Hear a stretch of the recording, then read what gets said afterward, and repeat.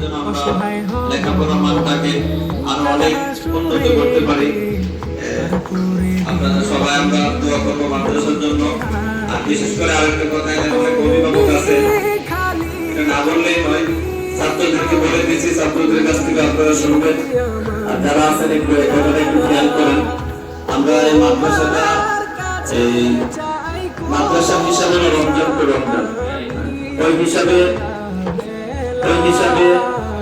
আমাদের প্রায় 2 বছর হয়ে গেছে। 12 মাস হিসাব করলে 2 বছর হয় না, 18-19 মাস এমন হয়েছে।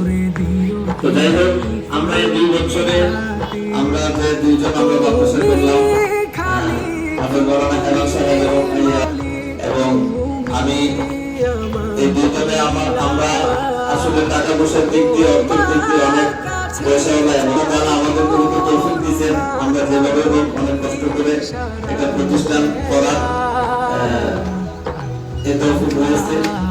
তো যে কথাটা আপনার কাছে বলতেছি সেটা হলো, এই 2 বছর লেগে গেছে আমরা একটা প্রতিষ্ঠানকে বিভিন্ন প্রতিষ্ঠানের গ্রুপে দাঁড় করাই। এই 2 বছর আমরা পড়াশোনা আমাদের সাধ্য অনুযায়ী যথেষ্ট চেষ্টা করছি, কিন্তু আমাদের শুরুতে মাদ্রাসা করার শুরুতে আমাদের পরিকল্পনা ছিল যে আমরা পড়াশোনার মানটাকে আরো অনেক